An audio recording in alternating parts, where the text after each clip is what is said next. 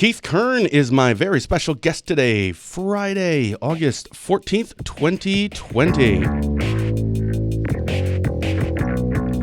I'm Ben Dryden. You're watching Meet the Candidate, a special DrydenWire live chat every Friday from now until the general election in November. We will feature a different candidate running for a political office that represents our area, or our coverage area, certainly. Today's 73rd Assembly District Republican candidate, Keith Kern, is my guest. Keith, good morning. How are you, sir? Good morning, Ben. Thanks for having me today. Well, of course. I put up a 15 things you might not know about me, Keith Kern, this morning, so anyone can check that out. And I want to get to a couple things that I saw in there. But first, for the people who don't know you that well, give us a little bio. Tell us a little bit about you. Yeah, absolutely, Ben. I currently reside, born and raised in Superior, Wisconsin. I'm 35 years old. Graduated from Superior Senior High in 2003. College, I really didn't understand at the time what I wanted to do, where my direction was going to go. I kind of think back of it now, and this was not the direction I thought I would be, but enjoying every single day of it. Sure. Went off, did a little carpentry work after high school, and then I had the opportunity to take over and manage my parents' business, which is Jimmy's Saloon in Billings Park. So I've been doing that for, I think, I was from 20 till now, so it'd be about 15, 16 years now. During that time, I got involved with a couple different associations. Tavern League president for Douglas County. I also sit on the state board for that. And then one day I decided I want to run for politics and got involved with the city council. So we did a race there. I ran against a longtime incumbent that represented the 9th District out here in Billings Park. We were successful in that venture and just starting my third term right now. But I've enjoyed that, learned a lot over the years, and that's kind of got me up to the point where we are right now. Race cars during the summer. I think we'll talk about that probably a little bit later. And no, just like being involved with things. I work hard, got a good hard work ethic, and I just believe that keep striving every day to better yourself and better your community. Sure. And, Yeah, that's kind of what I go for. It's interesting. So I also, when I graduated, I didn't go to college at all. Like you, I just started working. But I saw something which gave me a little bit of solace. You said you're 34, so I think it was a US. 35. You're 35. Oh, even better. So a USA Today story, this was a couple years ago, said that the average person doesn't really find their career until age 35. So hey, it's perfect for you. Perfect. So of those, I want to get to a couple of things real quick. The 25 things you might not know about me, Keith Kern. It's on our website, on DrydenWire.com.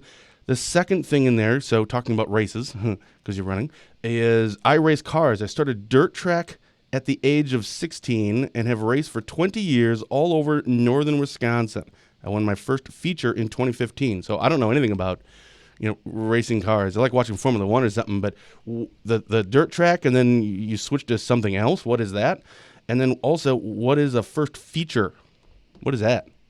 Yeah, so I'm sure a lot of people that are watching today probably understand what racing is. Ben, we'll have to get you to the races one of these days. Maybe make the drive up tonight. We're going to try racing tonight if the weather holds out. Dirt track racing in northern Wisconsin, actually in the Midwest, is a big sport. You don't see a whole lot of asphalt racing until you get to southern Wisconsin and through those areas. But yeah, so my family, obviously we own Jimmy's Saloon, so we sponsored race cars for many, many years, and I kind of took an interest to it. And as I was growing up, they basically owned a car and had another individual race it for them. And I just started wrenching on the car in the garage and kind of helping them out.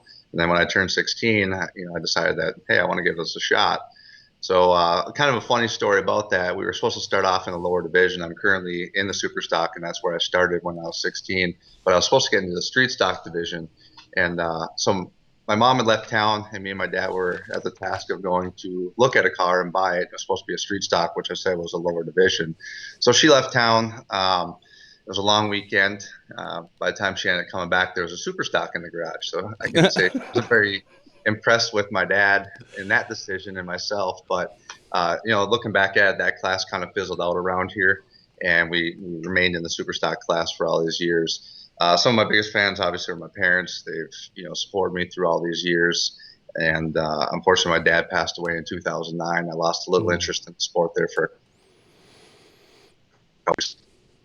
kind of regained the interest in it. And every year we put a little decal in front of the car in memory of him. Oh. Yeah, and then kind of going back to 2015, that was a year we really put a lot of effort into it. We started racing quite a few more nights. A good buddy of mine, Dave Flynn, kind of helped me out, kind of get back on my feet, and teach me some of the technology updates and things like that he stays on top of. I don't think a lot of people understand how much technology and money goes into dirt track racing. It is a very, very expensive hobby, and there's not a whole lot of payout as far as the paychecks at the end of the day. But 2015 came, we had a really solid year, and I was able to pull off my first ever feature win.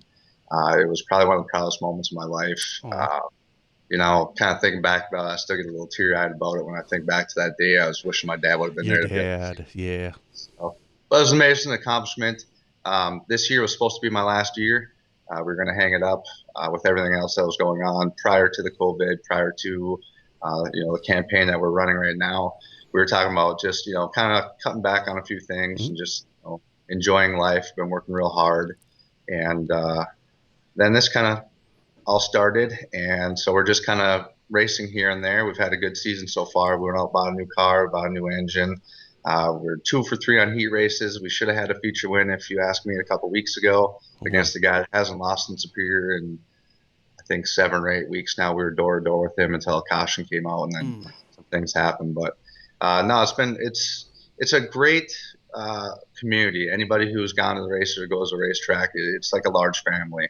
You'll have your competitor that's right next to you that you go door to door with, or you might rub doors with, and or might actually get in a wreck with them or this or that. And you'd be mad on the racetrack, and then you get off and you go over and talk. Maybe crack a beer open after the races, and wait till next time till I see you on the track and we're in a different position. And this, kind of joking with them, but yeah, it's always funny too. Your biggest competitor is also probably one of your best friends as well. You might break a part on a track and you might not have the part that you need. He's willing to offer to give it to you and let you get back on the track and compete against them. So it's just a different kind of community. I'm very proud to be part of that community for over 20 years. And even if I do retire in the near future, I'll still continue to be a big part of dirt track racing in our community. Well, I'm going to have to learn more about it, and I actually may have to come up and watch one. Absolutely. So another one here. I just want to bring up one more. Number 7 on your 15 things you might not know about me. Again, it's on DrydenWire.com right now. Number 7, at the age of 19, I was diagnosed with skin cancer. After many months of recovery, I have been cleared for over 16 years. Dude, 19 years old and skin cancer. Wow. 19 years old, northern Wisconsin skin cancer. That's right. A winter up here. Yeah. I was about as shocked as anyone else when I found out about it. Even the doctor, he's like, man, we live in northern Wisconsin, you're 19. He goes, how is this even possible? So they kind of go through the whole line of questions of, is it in the family, hereditary, anything like that. Sure. There was no background of cancer in our family as far as I'm aware of.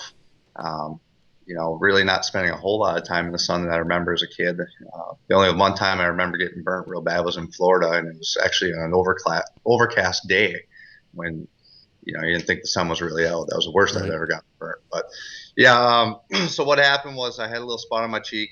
Anybody who sees me in person, I don't know if you can really see it, but I got a scar here. Oh, yeah. And I got one that goes from the top of my neck all the way down to here. Oh, nice. You look tough. Oh, yeah. Anybody who asks, they're like, oh, cat scratchy or this and that, because it'll kind of change colors a bit if it's cold and this and that. And, depending on the personality, I'll either say, yeah, I got in a knife fight. And, or come up with some other story. Yeah, sure. Like every time you tell the story, it's a different story. That's awesome. Yeah. So, yeah, I ended up just going in for a physical, and I had a little spot. And my mom had kind of seen it a couple days prior, and she's like, I should probably get that checked out. So I went to my primary, and he looked at it. He says, I want to send you over to a skin professional and see what they have to say on it. And, of course, being 19 years old, he didn't think anything of it. They did a little punch biopsy and took it out. I went back a couple of days to get the stitches out, and basically right there, he's like, you got skin cancer, melanoma. And, yeah, the room just kind of went like this. I didn't listen to really anything else that he had to say. I went home. Obviously the power of the internet wasn't as great as it is right now, but started reading through some medical journals and different things. And the first line, the most deadliest form of cancer, because it spreads everywhere. It was kind of like, oh man. So we went into immediate surgery, had to sign a waiver. It was exploratory. So I basically woke up, or signed a waiver. They put me down, and they were going to keep cutting until they got it all out. I think I was in surgery for about 4 hours. They had a specialist there. They took out all my lymph nodes in my neck. That's why I have the scar down here. Mm. And it was actually in my lymph nodes, which is the very scary part, because your lymph nodes are like a highway system throughout your whole entire body. And as it starts traveling through there, it could appear, on my toes. It could appear anywhere on my body at that point. But they ended up cutting out 23 of those. They got through the first 15. It was in there, and then the last remaining ones that they pulled out, it wasn't in there. They sealed me back up. But the funny story about the surgery was, I woke up in the recovery room. And of course, you're kind of loopy, not sure what's going on, and everything. It doesn't really make sense. But I couldn't see out of one eye, and I just started freaking out. I'm like, I didn't tell you could take my eyeball out. You went too far. I want it back. You did it wrong. Yeah, reverse it, go back. Yeah, And yeah. they were kind of chuckling at me a bit from what I remember, and they come over and they gave me a shot of something else, kind of relaxed me down. I think I woke up about an hour and a half later, and they're like, "No, we just had to bandage your eye up because I was kind of going through there." I'm like, okay. And of course, you wake up the second time to a totally different reaction. I wake up like, hey, how's everybody going? Yeah, What's sure, up? sure. So, Oh, yeah, that it is was a scary crazy. time. But yeah, we had a lot of follow up, appointments over those times, and we're sitting here today. I can tell you, when you're being faced with cancer or loss of a father, a lot of those things have been the key building blocks of where I am today. Kind of looking back in my life and what I've done and different decisions that I've made, and that's kind of where it's gotten me today. So All right. glad to be here, being able to talk to you and Yeah, talk to all the fine folks that are watching today. yeah. Praise God for the fact that you're able to be here. So let's get into a couple of things before, I guess, really anything. The two things that are very popular stories, both locally and in Wisconsin, is one, the mask mandate of Governor Evers, and two, just schools reopening. So first, I want to get your take on the mask mandate from Governor Evers. What are your thoughts on that? Well, I think watching a couple of your shows and listening to some of the other people, my own personal opinion as well, I think a mask mandate is a little overreaching, in my opinion. I think people in Wisconsin are resilient people. They're going to do what's right. Businesses um, you know, have taken as many precautions as possible to allow their businesses to be open. Now, I'm not saying that I'm against wearing masks. There's studies that show that they work. There's studies that show that they don't work. If it's something that we need to do, that's fine. But to sit and mandate it, to me, is a little overreaching. And I believe that businesses should have that ability to make that decision for how to make their customers and their employees and everybody else feel safe. If you want to go back to a local level, Superior actually did pass a mask mandate. I think it was about a week and a half prior. I was the only councilor that voted no on that mask mandate. And like I said, it wasn't that I don't agree with it. I just didn't like the way it was worded either with the fines. You're really making the businesses and the employees be the judge and jury. And this mandate was written in a way that, as a business owner sitting on the city council, I couldn't even figure it out myself. Okay. And then you're also going to enforce, dangle your licenses over your head if you don't comply to what the order is. So I just couldn't go along with the way that it was worded. Like I said, we got to get through this pandemic. We got to move forward, but we also have to keep business going and making sure that we're keeping employees on payroll and able to put food on their plates as well. Yeah, there is that balance there, and I think a lot of people. I think a lot of people, actually most people probably, and like what you had said, it's not that I'm not saying that they don't necessarily work, but maybe a mandate is maybe a little bit of overreach. Not saying it's right, not saying it's wrong, but yeah, you got to find that balance because you have to also look at the businesses as well, and you have a history of being in business. From a business owner, you look at it from that perspective. Now, if you were a doctor, you may have a different perspective, but that is your perspective. When it comes to the schools reopening, what are your thoughts on that? Should it be in person? Should it be virtual? And maybe even more importantly, should this be a statewide decision or a local level decision? First and foremost, it's got to be a local decision. I believe on something like this pandemic that we're dealing with, similar to the mask mandate, similar to the safer at home, a one-size-fits-all policy for the state of Wisconsin just doesn't work. It usually doesn't work. Mm-hmm. No, I mean, we'll look at our area. We were shut down March, April, May, and we had minimal cases going on up here. Now you can relate that to maybe the safer at home was working, maybe it wasn't. You can maybe link our recent cases, down in your area and up in Spirit to, the tourism season that's going on. We got a lot of people traveling through here, but in all reality, if we were to shut down, if there was a perfect plan, which I don't think there is for anything like this, but we should have looked at it county by county as far as the shutdown. And if our numbers are spiking right now is the time that we should have been shut down. Yeah. Now I'm glad that we're not, because obviously tourism season in our area is very important. That's what drives our local economy through the summer months to help get through the winter months. When it comes to schools, once again, it's the same thing. Our local officials around here, our school boards, superintendents, they've done an amazing job so far putting a plan together. They've worked very diligently over the summer to make sure that it works, it fits.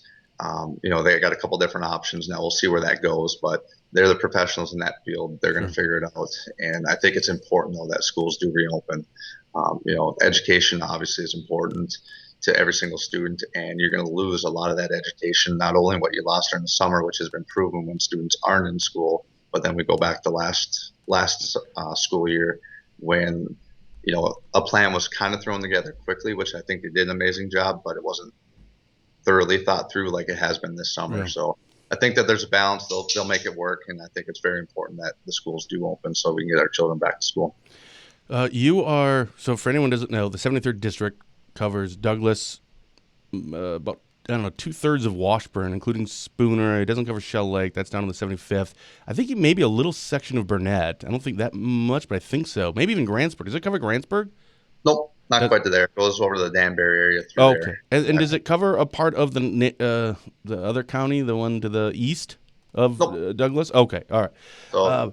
And you're running against the incumbent current Representative Nick Milroy. Obviously, he's running a Democrat. You're running as a Republican. You're a small business owner. Is that going to help you? Is that going to hurt you? If so, what? Well, I'm assuming it's not going to hurt you. What do you think that is going to bring to, I don't know, to Madison, I guess? Well, I think first and foremost, business owners understand what it's like to operate, within the confines of government, and it's tough at times, and we have a lot of especially in our industry, the alcohol industry. I mean, we're one of the most heavily regulated industries in all the nation. Yeah. So, having that understanding how certain bills or new laws that come in place, it affects not only our business but every business. So it makes it even tougher. So having that strong voice down in Madison for whether it's big business, small business, in between business, I think that's going to play very, very well. On a local level, I've always taken, small businesses very seriously. Superior, we're trying to increase our small business district, all those type of areas. In fact, on city council, I was about a little over a year ago. I was kind of looking, and there's a lot of industry that was coming into town. We were able to apply for some of these, state and federal grants and some other local grants that we had as well. So, puppy. Yeah. Let's see another dog. But the small business area in Superior was kind of lacking the ability to have any tools in their toolboxes to expand and increase their buildings and, revenue streams or anything that goes along with it. So I decided that we needed a small business grant program for Superior. So I worked with the planning department, and we put together a small business grant package that basically what it does is it allows small businesses to go in and apply for a grant, whether they want to fix their facade, they want to remodel the inside, put a new roof on it. I mean, it even breaks down to as much as buying certain equipment that they might need to run their companies more efficient. It's been a great program so far. We found about $200,000 in our budget that was not going to raise taxes. It wasn't going to affect anything. And we've so far up to this date, we've had 12 businesses apply for that grant program. And the city has invested $150,000 so far up to date, and the overall investment to our community has been closer to the $300,000 to $400,000 that's been invested. So It's been a great program.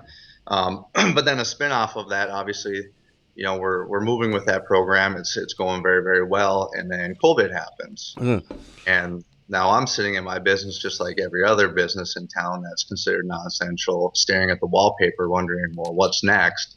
And fielding so many phone calls from all kinds of businesses that, are worried, concerned, and, obviously I share the concerns with them. Mm. So right away I jumped into action, and we took that program for the small business, and we earmarked about $80,000 for that, and we created an emergency relief fund, which offered $1,500 right up front to any business that, qualified within the ratings of what we were looking at. And Wow. yeah, we did that.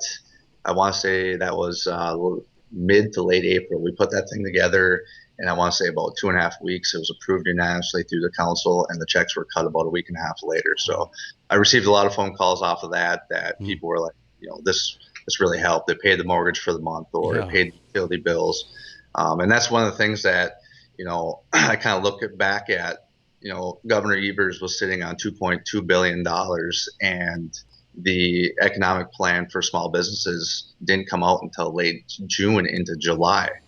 That's a little late if you ask me. These businesses needed it in the midst of being closed down, in the midst before we lost anything that happened. So things like that, bringing that perspective down the mass and understanding that sometimes we don't have time to wait around. We have to roll up our sleeves. We have to get to work. We have to figure a solution out to a problem, and we need to make it happen right now. Sure. So those are some of the things that I think being a small business owner is important to bring down the mass and have that voice. Sure. Well, so again, you're running against Nick Milroy. He's been, at least since I started DrydenWire in 2015, he's run unopposed. Why now did you decide to run, and why do you think the 73rd needs a new representative? Well, obviously, like I said, sitting in my closed business for 2.5 months gave me a lot of time to think about things. Being on city council for 5 years and kind of looking at my next step, wondering what I want to do. Mm. I get a lot of people ask me, "Hey, you should run for mayor. You should do this," and I just really think that I can be that strong voice down in Madison. I know what firsthand, since being on council and also working with the county as well, what Northern Wisconsin needs. And I feel like our voice is getting lost. A funny story, I went down for Superior Days a couple years ago, and I can't remember the representative that we were talking to, but she had said, "Yeah, I was up in Northern Wisconsin, just last week." I said, "Oh, where'd you go?" She goes, "Wausau." I said, "Wausau." I said, "Northern Wisconsin is still another 2.5 Yeah. hours further up." Yeah, Exactly. there is life past Wausau, Yeah. Claire. Yeah. There's life past Highway 8, and all of our communities up in this area, we need to have that voice down in Madison. We need to have the tools in our toolbox. We send our tax dollars down there. We want some of that tax dollar back to be able to invest in our cities, invest in the things that our citizens want up here. Yep. So I think it's very important to have that representation down in Madison, and I just feel like I can be that strong voice down there. You had said that you had asked some people had asked you, maybe run for mayor or do something else. Most of the people that I asked, actually, I think just about everyone that we've asked over the last few years of doing some of these that have never run for this kind of an office have said that when I was approached, my first answer was nah, and then it was a few other people, and then no. But after a while, it starts going, you know what, maybe. So for you, when you heard, hey, you should run for, the legislature, was it nah? Or, man, actually, yeah, totally. I think I'm going to do that right away. How long did it take you before that first thought came into your head, or if someone asked you or suggested it before you decided, I'm going to do this? Well, Ben, I know your show has probably got a rating that's not going to allow me to say the word that I initially said when it happened. But no, I was very honored, with people to even think of me as being qualified for having a position or running for a position like this. Yeah. It did take some soul searching. I just got married back in October, so me and my wife are, celebrating our first year coming up here. Congratulations. I'm in the middle of remodeling a house that we literally stripped right down to the dirt floor that was in it currently right now. So I just I needed to have some time to think about it, and it was about 2 weeks into it. I figured this is a once in a lifetime opportunity, and anyone who knows me knows I like to challenge myself and push the envelope as much as I can. And what a better way to do it and give back to your community than to try to represent the 73rd district down in Madison. Yeah, so that does make sense, because so far I've written down here, you are now remodeling a house, you race, you're a business owner, you're still on city council, right? Correct. Yeah, you're city council, and you're running for a state legislator. So what is the average day like for you right now?